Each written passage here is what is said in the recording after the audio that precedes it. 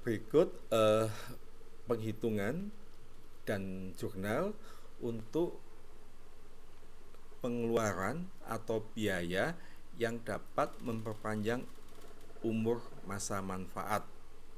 Ya, ada perbedaan menurut akuntansi atau komersial dan perpajakan atau fiskal. Menurut akuntansi, atas biaya yang dikeluarkan tersebut disusutkan sesuai masa manfaat yang ditinjau ulang. Masa manfaatnya ini ditinjau ulang.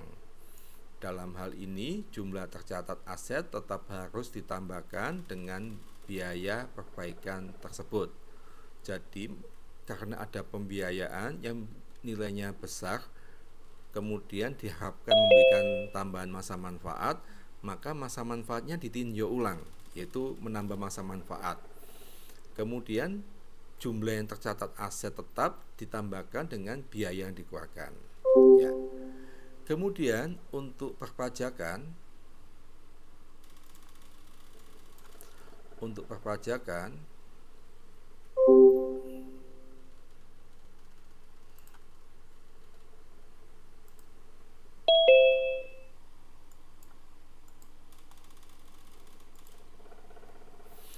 disusutkan terpisah dari aset lamanya. Jadi disusutkan terpisah dari aset lamanya, seolah-olah seperti aset dengan masa manfaat baru, sehingga akan menjadi lebih lama pembebanannya. Ya, jadi di sini disusutkan terpisah, ya, seolah-olah seperti dengan masa manfaat aset baru. Jadi akan membuat akun aset baru atas pembiayaan tersebut. Baik, contohnya adalah sebagai berikut ya.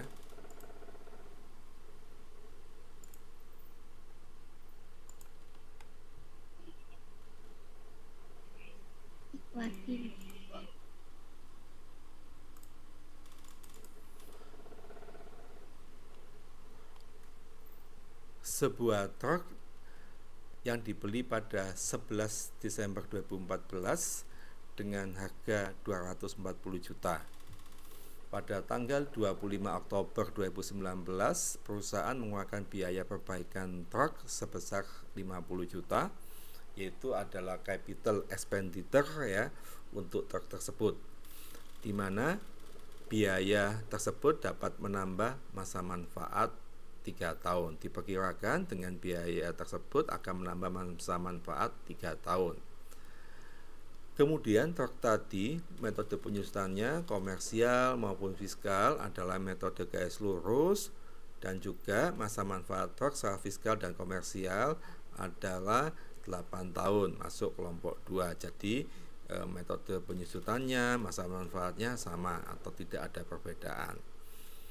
Kemudian diminta atas info tersebut untuk membuat jurnal atas transaksi tanggal 25 Oktober 2019 ya. Atas pembiayaan tersebut ini berarti total pembiayaannya selama 2019 itu adalah 50 juta. Ya, 50 juta di debit ya. Dia mencatat kendaraan di debit 50 juta, menambah 50 juta, kemudian biayanya kas atau bank 50 juta. Ya. Kemudian yang B, diminta hitunglah beban penyusutan secara komersial maupun fiskal. Sama beban penyusutannya kalau kita lihat, yaitu di 2014 adalah 1 bulan, pembeliannya 11 Desember 2014, maka fiskal dan komersialnya sama 1 bulan. Kemudian 15, 16, 17, 18 adalah 12 bulan ya. Kemudian 2019 ya, itu waktu pembiayaan totalnya adalah 25 Oktober 2019. Ya, pembiayaannya ya. Maka 2019 penyusutannya adalah 10 bulan ya, 10 bulan. Maka kalau kita hitung akumulasi penyusutannya adalah 59 bulan dijumlahkan. Ya, ini sama. Kemudian setelah kita menghitung akumulasi penyusutan, diminta hitunglah besarnya koreksi fiskal pada saat pengisian SPT tahunan 2019 ya. Kita hitung dulu nilai buku komersialnya ya adalah sebagai berikut ya, yaitu harga perolehannya 240 juta dikurangi akumulasi penyusutan selama 59 bulan ya. Ini saya menghitungnya langsung selama 59 bulan atau setiap tahun silakan ya, yaitu hasilnya 147.500. Maka nilai buku komersialnya adalah 92.500 per Oktober 2019 ya. Ini sampai Oktober 2019. Kemudian setelah kita menghitung nilai bukunya, kemudian menambahkan biaya yang dikeluarkan yaitu 50 juta. Maka harga perolehannya per Oktober 2019 menjadi 142 juta. Jadi pembiayaannya itu menambah harga perolehannya, yaitu nilai buku ditambah biaya. Maka nilai buku atau harga perolehannya menjadi 142.500. Kemudian kita hitung untuk beban penyusutan Januari sampai Oktober 2019 yaitu sebanyak 10 bulan ya, 10 bulan yaitu 240 juta dibagi 8 dibagi 12 sama dengan 10 bulan sama dengan 25 juta.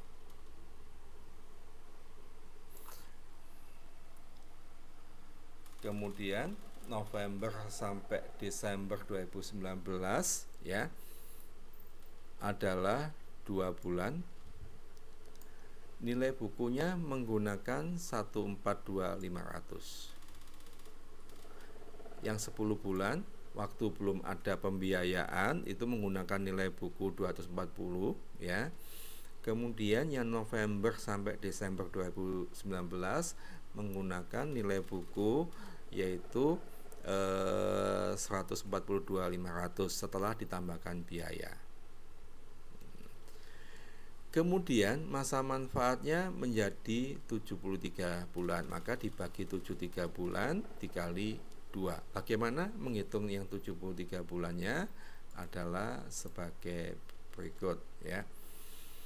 Tadi masa manfaatnya adalah seluruhnya 96 bulan ya. 96 bulan di sini maksudnya tadi masa manfaatnya kan 8 tahun ini ya, 8 tahun. Saya tulis di sini 8 tahun kan ya. Masa manfaat buku awalnya kan 8 tahun, aset tadi 8 tahun, maka 8 dikali 12 sama dengan 96 bulan. Jadi 8 tahun dijadikan bulan. Kemudian dikurangi masa penyusutan pada saat terjadi perbaikan ya, pembiayaan besar tadi yaitu 59 bulan. Maka sisa manfaat yang lama yaitu 37 bulan. Cukup ya. Kemudian tadi waktu pembiayaan ya diharapkan memberikan masa manfaat 3 tahun, maka ditambah 3 tahun atau 36 bulan. Maka masa manfaatnya per November 2019 adalah 73 bulan. Baik, di sini asalnya ya teman-teman ya. Maka setelah dihitung adalah penyusutan November sampai Desember 2019 adalah Rp3.904.110. Totalnya Rp28.904.110.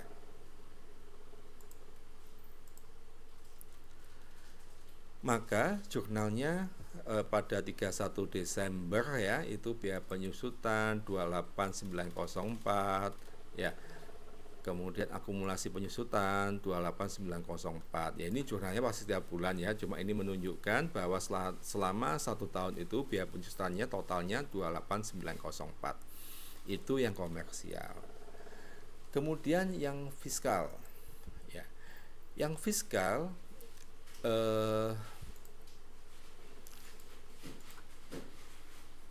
dia tidak menambah nilai buku dan juga tidak menambah masa manfaat, tapi ditimbulkan aset baru. Jadi aset yang lama itu yang setelah dilakukan perbaikan tetap dianggap tidak ada tambahan.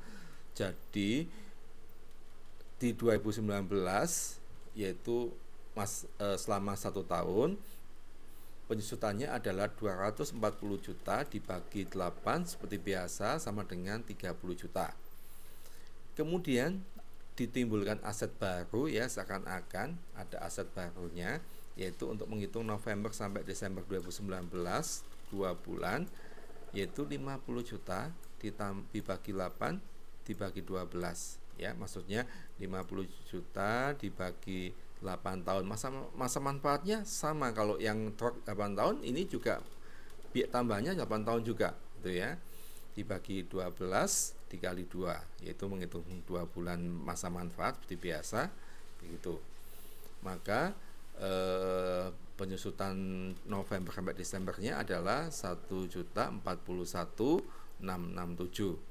Maka total penyusutannya adalah 31.041.667. Di sini ada perbedaan ya, yang mana komersialnya adalah 28.904.1110, kemudian fiskalnya 31.041.667.